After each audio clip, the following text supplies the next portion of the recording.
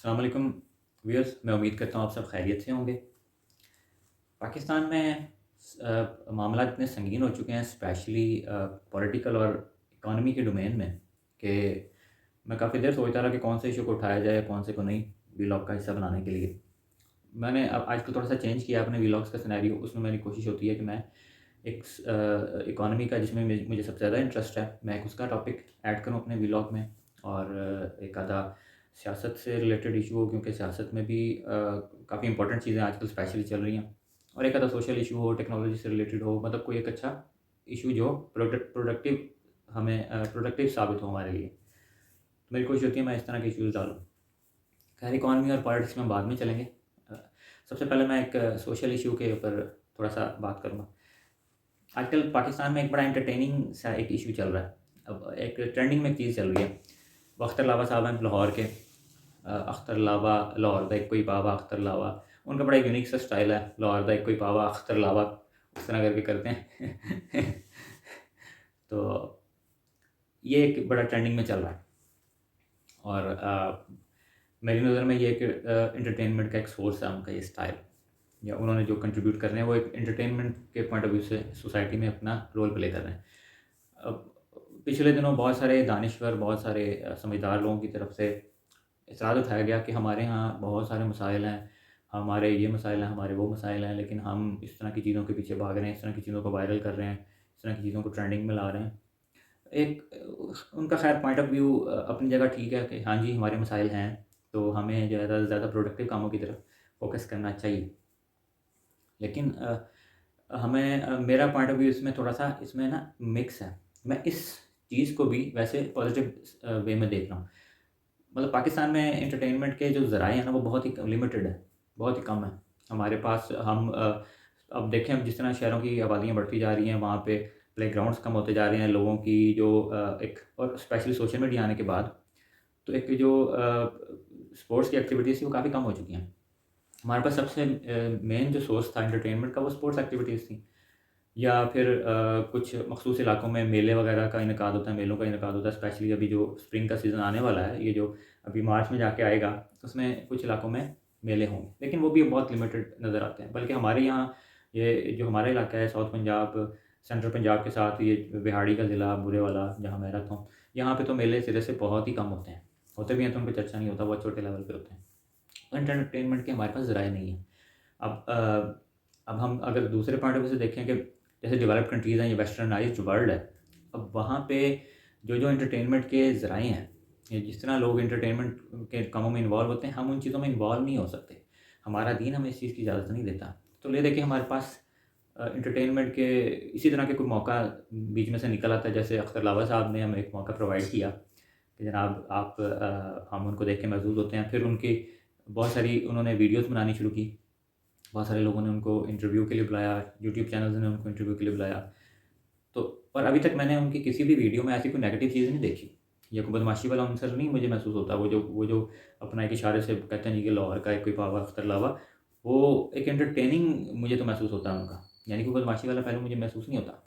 फिर उनकी इस मतलब उनके इस स्टाइल को, और उनके जो उनका छोटा-सा ब्रांड सा बन गया उनके नाम का या उनके नारे का, तो वो लोगों ने उसको पॉजिटिव वे में भी यूज़ किया।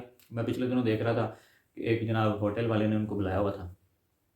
अब वो होटल में बैठ के अपने मखसूस स्टाइल में उन्होंने अपना नारे वाला स्टाइल भी बनाया, और साथ में उसके खाने को प्रमोट भी किया, जी आप यहाँ पे खाना खाएँ, बड़ा मज़ेदार खाना है। और फिर मैं पिछले दिनों, बल्कि उनकी कल ही मैं शायद एक वीडियो देख रहा था उनकी, उसमें वो बड़े प्यार वाले स्टाइल में उन्होंने इसी तरह एक जगह पे बैठे हुए थे किसी गाँव में, तो बड़े प्यार से वो जनाब अपना साथ-साथ स्टाइल भी उन्होंने मारा, और साथ वो एक नौजवान सा था, उसको बड़े प्यार से उन्होंने गले भी लगाया। तो कहने का मकसद है कि ये कोई नेगेटिव चीज़ नहीं है, और हम सिर्फ़ एक चीज़ में लगे रहें, लगे रहें, लगे रहें, तो हम बर्न आउट हो सकते हैं, हम एग्ज़ॉस्ट हो सकते हैं। तो इस तरह की एंटरटेनमेंट की चीज़ों को अगर प्रमोट कोई कर रहा है, तो वो मेरी नज़र में वो ठीक है, यानी कि होना चाहिए थोड़ा बहुत। तो अब हम आगे चलते हैं इकॉनमी की तरफ। हाँ जी, इकॉनमी में क्या हो रहा है इस वक़्त? फ्री फॉल छोड़ दिया गया है डॉलर को, उसके ऊपर से कैप उठा लिया गया, फिक्स उसका रेट ख़त्म कर दिया गया है। तो अब इंटरबैंक मार्केट में इस वक़्त डॉलर जो है वो ₹243 चल रहा है, या इससे ज़्यादा चल रहा है। यानी कि मिनिमम ₹243 की मुझे मतलब इत्तलात मेरे तक पहुँची हैं।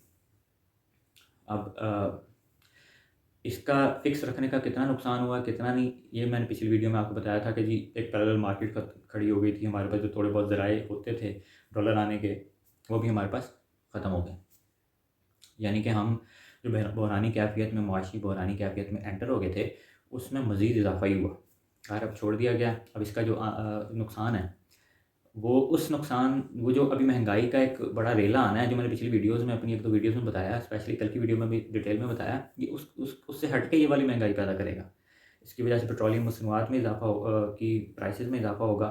इसकी वजह से आपकी इम्पोर्ट की हुई जो अशिया होंगी, उनकी प्राइस में इजाफा होगा। तो ज़ाहिर सी बात है, वो at the end of the day आपके कंज्यूमर के ऊपर सारा बोझ आएगा, यानी कि आवाम के ऊपर सारा बोझ आएगा। तो IMF की डोमेन में क्या चल रहा है? वर्चुअल मीटिंग्स चल रही हैं गवर्नमेंट की IMF के अमले के साथ। तो उसमें यही चीज़ें तय हो रही हैं इस वक्त कि भाई हम कैसे कैसे रेवेन्यू जनरेट करेंगे, कैसे कैसे अपनी सब्सिडी ख़त्म करेंगे। उसमें कल मैंने थोड़ा सा बताया था, उसमें कुछ मज़ीद मैं ऐड करूँगा चीज़ों को।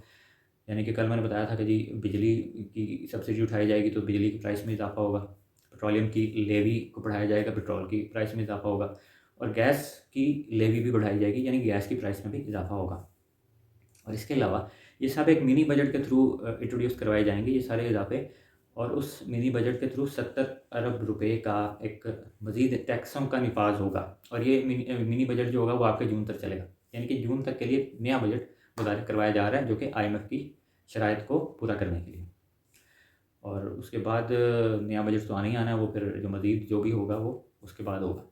तो लेकिन इस वक्त IMF जो है वो मतलब बहुत कम फ्लेक्सिबिलिटी दिखा रहा है।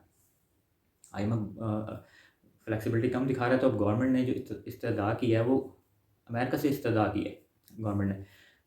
अब IMF एक दफ़ा मतलब आ जाता है, कर्ज़े की अगली शर्त कर्ज़े की अगली किस्त हमें प्रोवाइड कर देता है, तो उसकी वजह से दूसरे डॉलर्स का राह भी हमवार होगा पाकिस्तान की तरफ। क्योंकि IMF का एक बड़ा एक लगा बंधा सा सिस्टम है, कंडीशनल बेस्ड उनका हमेशा से लोन होता है, ताकि उनको पे बैक किया जा सके। यानी कंट्रीज़ की वो पहले इकॉनमी को एनालाइज़ करता है अच्छी तरह, तो उसमें फिर वो बताता है जी कि आप इस तरह ये शर्त पूरी करें ताकि आपका रेवेन्यू जनरेट हो, जो कि हमें वापस किया जा सके। तो बाकी ममालिक से भी हम लेते हैं, जैसे सऊदी अरब हो गया, US वगैरह हो गया, दूसरे इंस्टीट्यूशंस हो गए, जैसे वर्ल्ड बैंक हो गया, एशियन डेवलपमेंट बैंक हो गया, या चाइना से हमने लेना हो, तो ये सब भी फिर IMF को देखते हैं कि IMF क्या मुतमईन है हमारे इन इकदामात से, तो फिर ये वाले ममालिक भी ओके कर देते हैं। तो सबसे पहली जो इस वक्त काम होना है, वो IMF से कर्ज़े का अगली किस्त का जारी होना है। एक्सटेंडेड फंड फैसिलिटी के नाम से हम लेते हैं कर्ज़ा। तो इसमें फिर अब गवर्नमेंट ने जो रिक्वेस्ट किया, वो US से रिक्वेस्ट किया कि वो हेल्प करे, कि ये किसी तरह थोड़ी सी नरमी करें कि हम कहीं मुंह दिखाने के काबिल हों अवाम में। गवर्नमेंट ने ये वाला काम किया कि US हमें हमारी हेल्प करे कि वो IMF से हमें कर्ज़ा थोड़ा सा नरमी से लेके दे। अच्छा, दूसरी चीज़ इकॉनमी की डोमेन में जो बड़ी एक अजीब सी चीज़ हुई है, वो ये है जी कि गवर्नमेंट ये कहती है कि जी अमेरिका ने हमें इजाज़त दे दी है कि हम रशिया से तेल खरीद सकें। यानी कि रशिया से हम तेल खरीद सकें। वो एक अलग कहानी है कि जी वो हम किसी फ्रेंडली कंट्री की करेंसी को यूज़ करके ले रहे हैं, क्योंकि डॉलर्स तो हमारे पास वैसे भी नहीं है, और रशिया डॉलर्स में एक्सेप्ट भी नहीं कर रहा अभी। तो अब ये चीज़ बड़ी अजीब सी है। अच्छा, इसकी मैं डिटेल बाद में बताऊंगा, लेकिन अमेरिका ने भी अपने एक बयान में ये चीज़ मतलब पाकिस्तान को कह दिया कि जी हाँ जी आप ले लें। अमेरिका ने एक कैप लगाया हुआ था रशियन पेट्रोलियम प्रोडक्ट्स के ऊपर के $60 फ़ी बैरल से ऊपर कोई भी रशिया से जो ममालिक ख़रीदते हैं तेल, वो $60 फ़ी बैरल से ज़्यादा उसको प्राइस पे नहीं करेंगे, और ज़्यादातर ममालिक इसी तरह दे रहे थे। उसके पीछे अमेरिका का मकसद ये था कि रशिया को रेवेन्यू बहुत ज़्यादा जनरेट ना हो सके, ताकि वो यूक्रेन के ख़िलाफ़ जो जंग है उसमें उसको उसको हर्डल्स क्रिएट हों, उसमें रुकावटें आएँ, ताकि वो उन चीज़ों से बाज रहे। लेकिन उसने पाकिस्तान को कह दिया जी कि आपको इस कैप से इस्तिस्ना है, आप ले लें, आप जैसे भी लेते हैं, डिस्काउंटेड रेट पे लेते हैं, जैसे भी लेना है आपने, आप ले लें।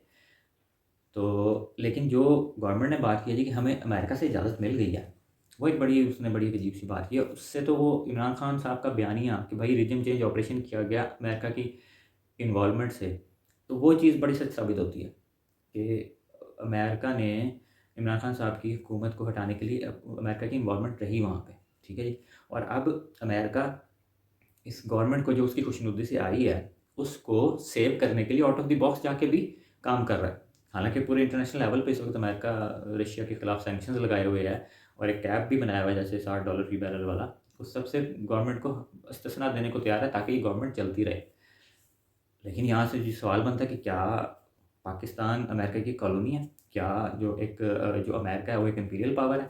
तो ये बड़ा एक इम्पॉर्टेंट क्वेश्चन बनता है जिसके ऊपर गौर करने की ज़रूरत है कि क्या ऐसा ही है? अगर ऐसा है तो फिर पाकिस्तान की डेमोक्रेसी पे, पाकिस्तान के इंडिपेंडेंट और सॉवरेन कंट्री होने पे बहुत सारे क्वेश्चन उठाए जा सकते हैं। हर जिस शख्स को उठाना चाहिए। अब हम चलते हैं पॉलिटिक्स की तरफ। पॉलिटिक्स में इस वक्त जो मामला चल रहे हैं, कल मैंने अपने कल वाले व्लॉग में बताया था कि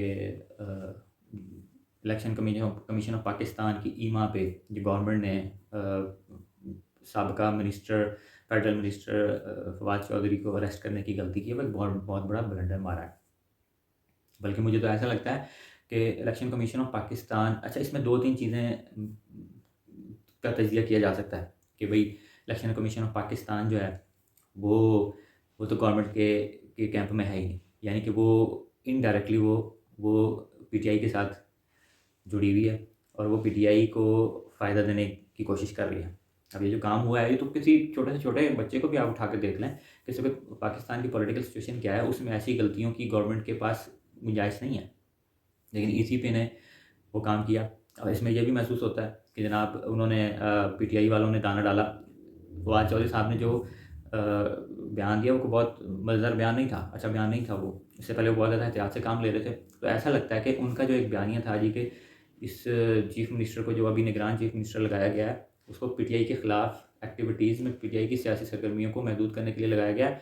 ऐसा लगता है उसको एक्सपोज़ करना चाहते थे इस बयानी अपने इस जो उन्होंने बात की है उसको वो सच साबित करने के लिए उन्होंने छोटा सा दाना डाला है, उन्होंने थोड़ा सा छेड़ा है और इस गवर्नमेंट ने ईसीपी के थ्रू वो दाना चुग लिया है और फंस गए।